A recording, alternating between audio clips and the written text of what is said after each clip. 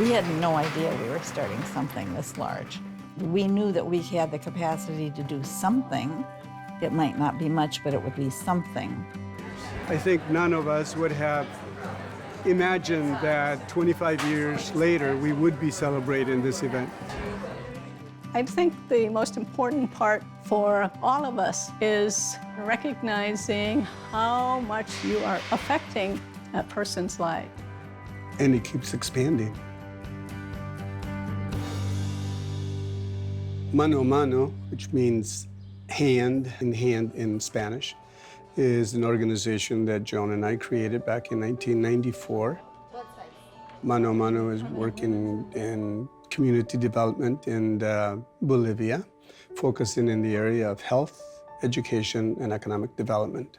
Our mission is to create partnerships with impoverished Bolivian communities, and everything we do is through that partnership framework. So it ranges from shipping supplies from here in the Twin Cities to building clinics and schools, water reservoirs. We have an aviation emergency rescue program.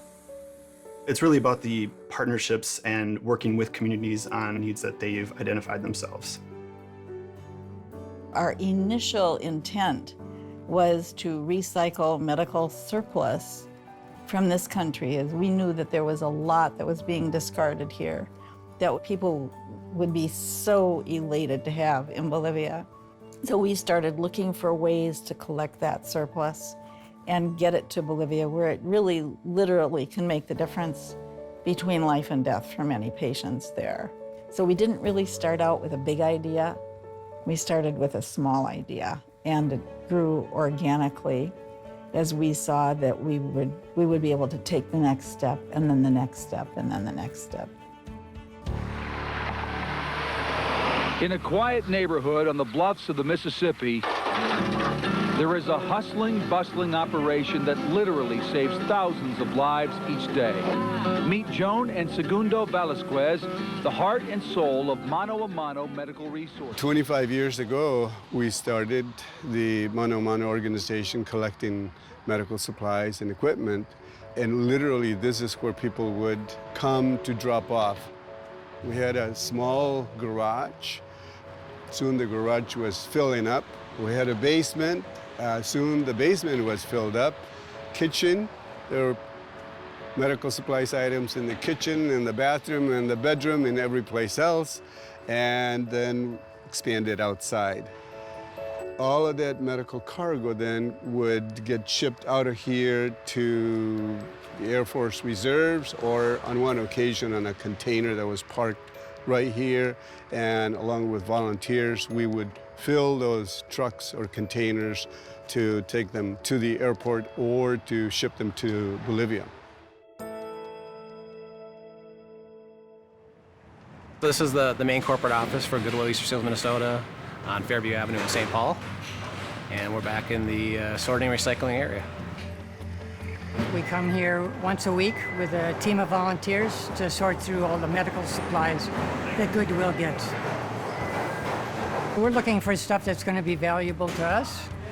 So mobility equipment, walkers, wheelchairs, crutches.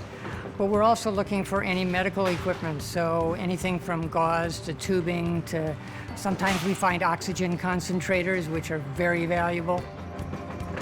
Many of these items would have ended up in landfills just because we don't have a way to sell them or recycle them. So this is a great way to partner, and we'd rather give it away than throw it away.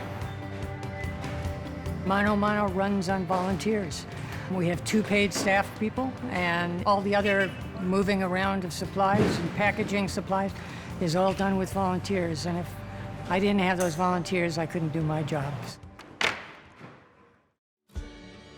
Everything we do are projects that none of us could do on our own, and when we work together, we can get those projects done. In Bolivia, we have 50 staff in our core offices, and then we have another 500 plus doctors, nurses, and dentists in our network of clinics. It's really been a great journey of just learning all the things that Mano Mano does and being a part of the growth. So wonderful to see so many of you here today celebrating with us 25 years of Mano Mano. Thank you to all of you for the wonderful support and for making all of this possible. And we're looking on to the next 25 years. Thank you so much, all of you. We could never have imagined this 25 years ago. I mean, all we were doing was collecting a few medical supplies, but a lot of other people joined us, and the more people join, the more you're able to do. So what could we be but grateful?